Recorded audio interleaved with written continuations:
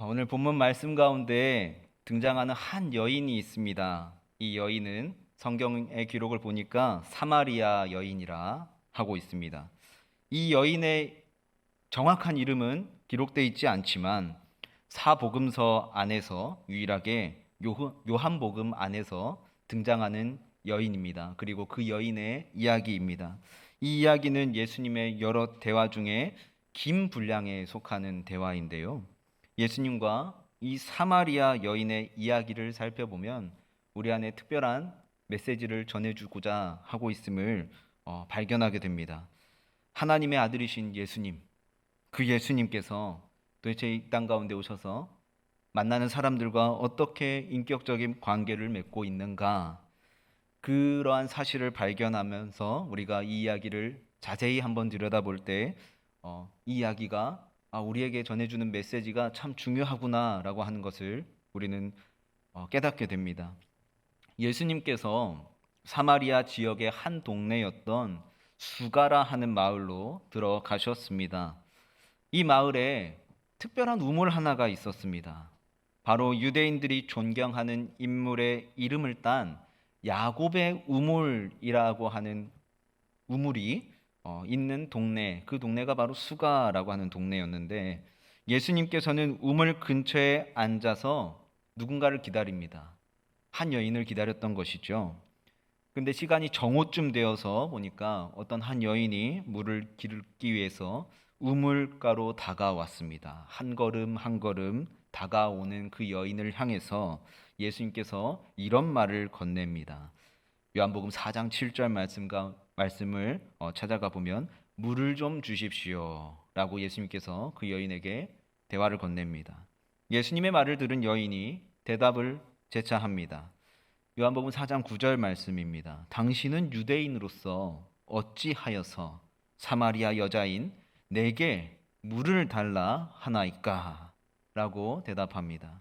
이렇게 시작되는 예수님과 이 사마리아 여인과의 대화는 멈춰버린 한 여인의 가슴 그리고 심장을 다시 뛰게 만드는 시작점이 되게 됩니다. 이 다시 멈춰버린 가슴이 다시 뛰게 된 이 여인에 대해서 오늘 우리가 말씀을 통해서 좀 살펴보려고 합니다. 오늘 본문 말씀 가운데 등장하는 사마리아 지역 수가라는 동네에 살던 이 여인은 참 많은 사연을 품고 있는 사람이었습니다.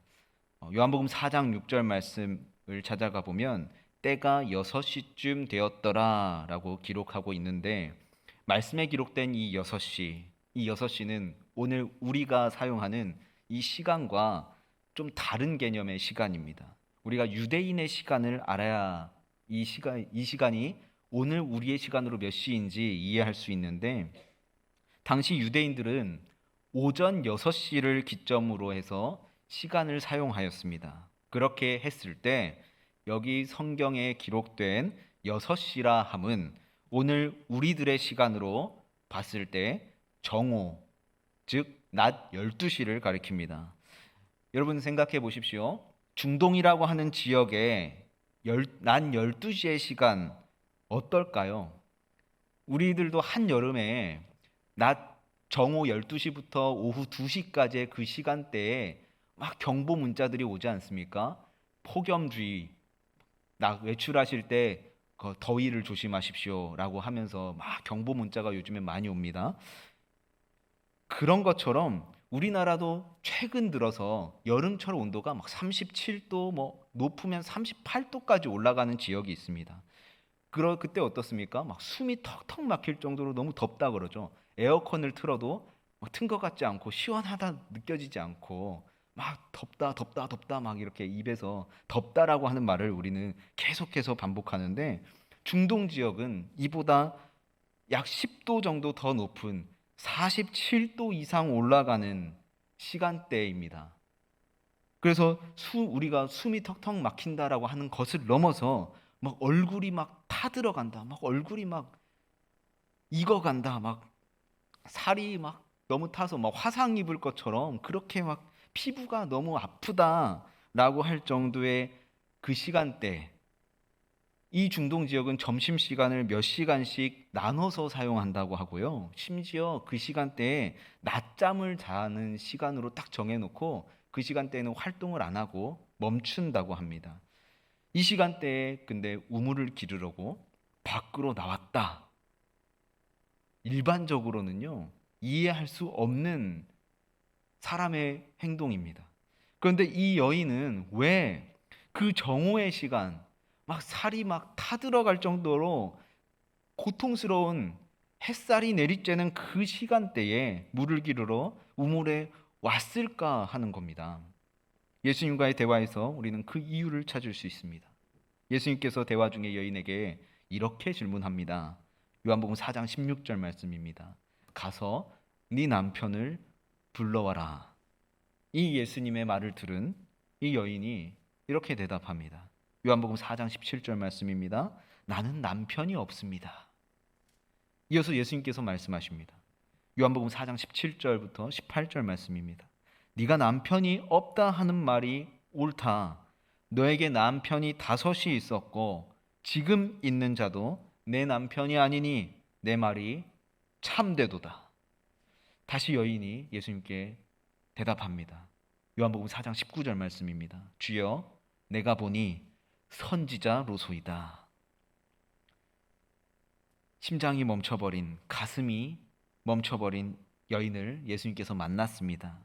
예수님께서는 근데 이 사마리아 여인이 왜 가슴이 멈춰 있는지, 심장이 멈춰 있었는지 그 원인을 너무나 정확하게 알고 있었습니다. 이 여인이 5명의 남자에게 기대어 살았었거든요. 그리고 그 5명의 남자 이후에 지금은 또 어떻습니까? 한 남자에게 또한 기대어 살아가고 있는 이 여인의 삶의 모습. 이것은요, 이 여인이 가지고 있는 가장 큰 약점이었습니다. 여러분, 사람은 누구나 약점을 가지고 있습니다. 여기 서 있는 저 또한 굉장히 많은 약점이 있습니다. 키가 작고 얼굴이 그렇게 잘생기지 못했고 할 줄 아는 게 뭐 다른 이제 저희 동기 목사님들이나 어떤 선배 목사님들에 비해서 제가 가진 재능이 좀 너무 없는 것 같다라는 생각이 요즘 참 많이 듭니다. 그만큼 많은 약점을 가지고 있는 저입니다. 물론 여기 계신 모든 분들도 말 못할 각자의 어떤 약점들이 있으시겠죠. 그 약점 어떻습니까? 사람들에게 알리고 싶지 않은 것이 저희들의 마음 아니겠습니까? 병법서를 보면요, 이런 말이 있습니다. 제가 삼국지라는 소설을 좋아하는데 그 소설을 보면 적을 알고 나를 알면 백전백승이다 라고 하는 말이 있습니다. 적의 약점을 먼저 알게 될 때 그만큼 전쟁 가운데서 유리한 상황을 맞이할 수 있다라고 하는 말이죠. 이 여인도 마찬가지였습니다. 자신의 약점 알리고 싶지 않은 게 당연하지 않겠습니까? 숨길 수 있다면 철저하게 숨기고 싶었습니다. 다른 누군가와 마주치더라도 내 약점 드러내고 싶지 않았습니다. 알게 하고 싶지 않았거든요. 그런데 놀라운 것은요, 이 수가라고 하는 그 동네에 사는 사람들은 이 여인의 약점이 무엇인지 서로가 다 알고 있었다라고 하는 겁니다. 그래서 이 여인은 동네 사람들의 시선을 피하기 위해서 아무도 나오지 않는 그 정오의 시간을 택할 수밖에 없었던 겁니다. 그 시간대에 우물을 기르러 나올 수밖에 없었던 것입니다. 이것이 이 사마리아 여인이 정오라는 시간에 물을 기르러 우물에 한 걸음 한 걸음 다가오게 된 이유입니다. 2000여 년 전에 이 유대인들의 세계에서는요, 이 여성이라고 하는 존재는 아무런 힘이 없는 그런 존재였습니다. 그래서 여성은 남자에 의존해서 살아가야 했던 시대였는데 어쩌면 이 여인이 남자에게 기대어 살 수밖에 없는 것은 그 당시의 환경적인 요인 때문일 수도 있습니다. 남편이 죽거나 떠난 다음 다른 남자에게 기대어 살 수밖에 없었던 여인의 모습 한번 떠올려 보십시오. 그럼에도 불구하고 6명이나 되는 남자에게 기대어서 살아가는 이 여인에 대해서 수가라고 하는 동네의 사람들은 받아들이기 어려웠던 것입니다. 이 여인의 어떤 젊은 시절의 모습, 뭐 성경에 기록되지 않았지만 어떠했을까 한번 상상해 보게 됩니다. 그런 어떤 성품을 지녔는지 모르겠지만 그녀가 가지고 있었던 성품은 그렇게 시간이 지나면 지날수록 조금씩 조금씩 사라져 간 것 같습니다. 그래서 그녀의 심장이 멈춰버렸고 그녀의 가슴이 멈춰버렸습니다. 이제는 사람이 만나는 것이 두렵습니다. 사람을 만나는 것이 너무나 부끄럽습니다. 사람을 만나는 것 자체가 너무나 스트레스입니다. 자존감도 바닥이어서 너무나 외롭습니다. 어쩌면 죽고 싶은 마음 또한 있었을 겁니다. 내가 이렇게 살아서 도대체 뭘 할까 하는 마음 말이죠. 이 여인의 모습, 어쩌면 오늘을 살아가는 우리들의 모습과 다른 모습이 아닌 것 같습니다. 우리들도 이럴 때 있지 않습니까? 사람들과 관계하다 보면요, 상처를 입게 됩니다. 그리고 무언가로 인해서 막 이렇게 불편한 마음이 생기게 됩니다. 그래서 상처를 받고 불편한 마음이 생기면 어느 순간 내가 만났던 그 사람 피하고 싶어집니다. 그런 마음 찾아올 때 있지 않으십니까? 나를 바라보는 사람들의 시선이 싫어지는 때가 찾아옵니다. 그리고 세상에 나 혼자라는 생각이 들 때, 그때가 우리에게 찾아온다라고 하는 겁니다. 나를 이해해 주는 사람, 나 이해해 줬으면 좋겠는데, 내가 왜 이러는지 좀 이해해 줬으면 좋겠고, 내가 지금 너무나 외로운데 나를 위로해 주는 사람이 좀 있으면 좋겠는데 그런 사람 한 명도 없구나. 세상은 나를 여전히 불편한 시선으로, 이상한 시선으로 쳐다보는구나. 그렇게 생각될 때 있지 않습니까? 그럴 때 우리들의 가슴, 우리들의 심장 멈춰버리게 된다라고 하는 겁니다. 사마리아 수가의 여인과 우리들의 모습이 다르지 않습니다. 나 자신의 가치를 인정받지 못할 때, 능력을 인정받지 못할 때, 직장에서 인정받지 못하고 누군가로부터 인정받지 못하고 심지어 가족으로부터 인정받지 못할 때, 그럴 때 우리는 어떻습니까? 너무나 외롭지 않습니까? 이 여인 또한 마찬가지입니다. 너무나 외로운 여인이었습니다. 어쩌면 다른 사람들의 관점에서 봤을 때는요, 이 여인의 인생, 실패한 인생입니다. 그렇기에 이 여인은요, 자신을 움직일 동력이 점점 사라져갔고 이제는 자신을 움직일 동력이 멈춰버린 상태입니다. 이 심장이 멈춰버린 여인을 예수님께서는 어떻게 다시 뛰게 하셨을까? 어떻게 이 여인의 멈춰버린 가슴을 움직이게 하셨을까 하는 겁니다. 오늘 말씀을 통해서 비춰지는 예수님의 모습 우리는 만날 수 있어야 됩니다. 먼저 예수님께서는요, 이 여인에게 다른 사람들과 달리 편견을 가지지 않고 그 편견을 넘어서 다가가셨다라고 하는 겁니다. 예수님께서는 편견을 뛰어넘으시는 분이십니다. 믿으십니까? 사마리아 여인에게 예수님께서 물을 좀 주세요, 물을 좀 주십시오 라고 예수님께서 말하셨을 때 여인의 대답이 무엇이었습니까? 당신은 유대인으로서 어찌하여 사마리아 여자인 나에게 물을 달라 하십니까? 라고 대답했습니다. 2000여 년 전 그 당시 유대 문화 안에서 유대인 남성이 사마리아 여인에게 말을 건네는 모습, 이것은요, 이해할 수 없고 상상조차 할 수 없는 행동이었습니다. 그 당시 아까도 말씀드렸던 것처럼 남성이 중심되는 시대, 유대인들은 심지어 사마리아 사람들을 어떻게 생각했냐면 죄인처럼 생각했습니다. 죄인 취급을 했죠. 사마리아인들이 죄인 취급 당했던 이유, 유대인들이 사마리아인들을 죄인 취급했던 이유, 그것은 유대인들과 이방인의 피가 섞인 혼혈 민족이었기 때문입니다. 또한 지리적 위치상 이 사마리아 지역은 유대 지역의 중간쯤에 자리 잡고 있었는데 유대인들은 이 사마리아 지역을 절대 통과하지 않고 우회해서 돌아가는 것을 너무나 당연하게 생각했습니다. 그런데 예수님께서는 지금 어떠십니까? 사마리아를 의도적으로 지나가고 계십니다. 통과하고 계시는 것입니다. 그리고 그곳에서 누구를 만나고 계십니까? 사마리아 여인을 만나고 계십니다.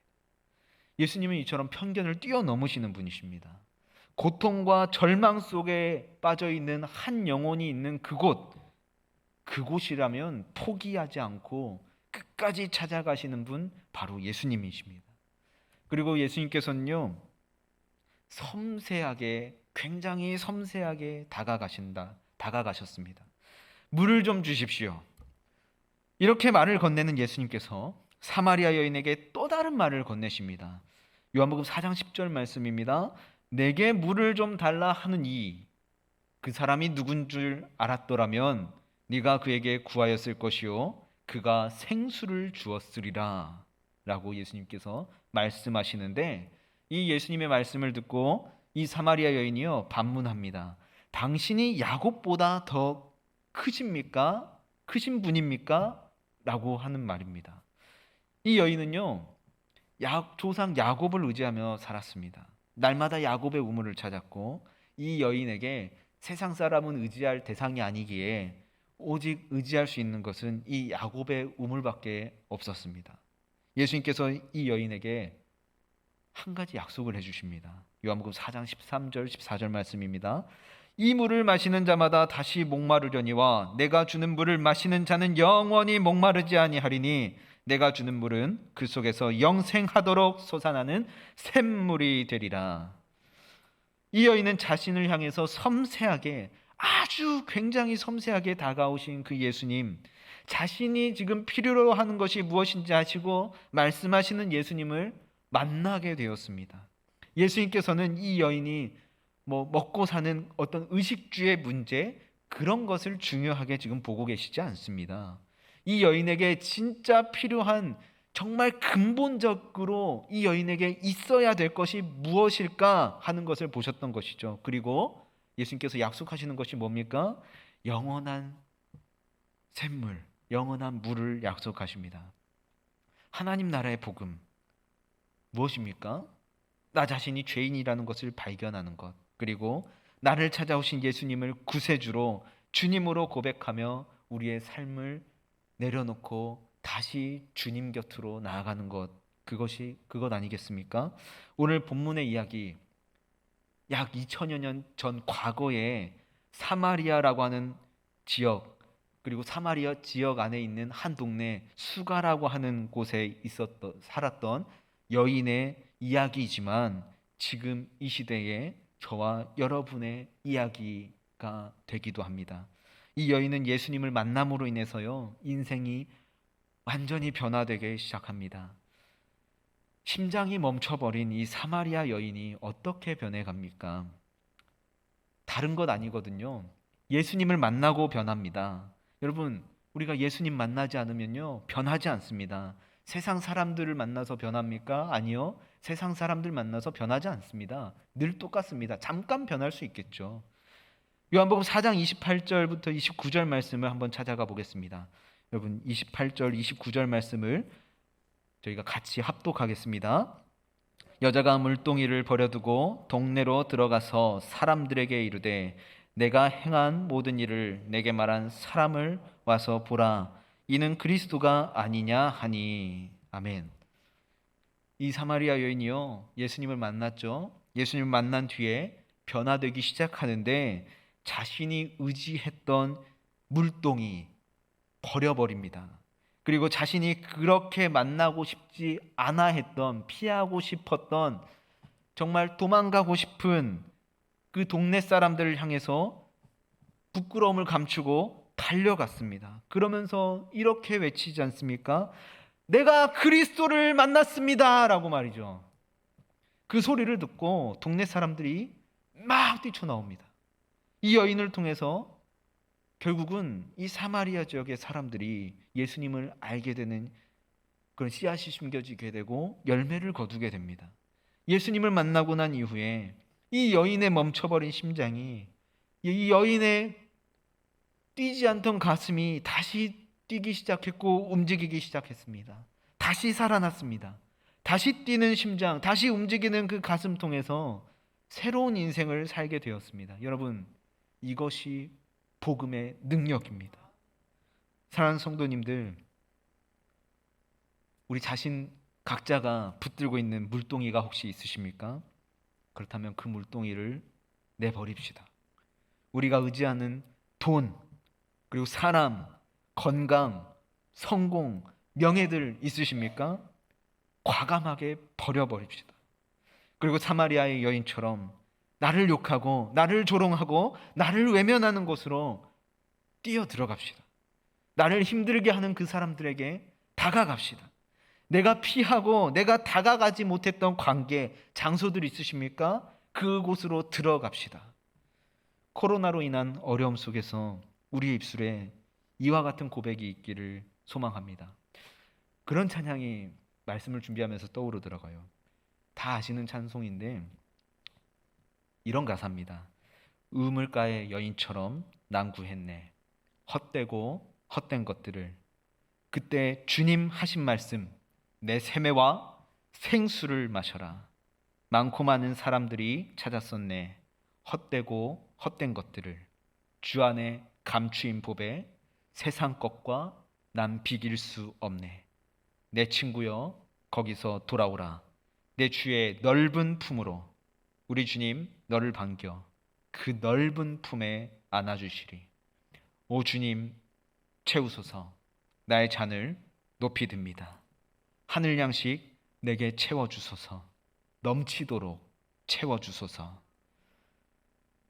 이 가사의 고백, 우리 안에 입술로 고백되어지기를 소망합니다. 그리고 우리가 성전을 벗어나 세상 속으로 나아갔을 때 우리가 이런 고백이 있었으면 좋겠습니다. 내가 그리스도를 만났습니다. 내가 그리스도를 만나고 내 심장이, 내 가슴이 뛰고 있습니다. 예수님 때문에 내 가슴이, 내 심장이 불타고 있습니다. 이런 고백이 우리의 삶 가운데 우리의 입술로 고백되어지기를 간절히 소망합니다. 함께 기도하시겠습니다.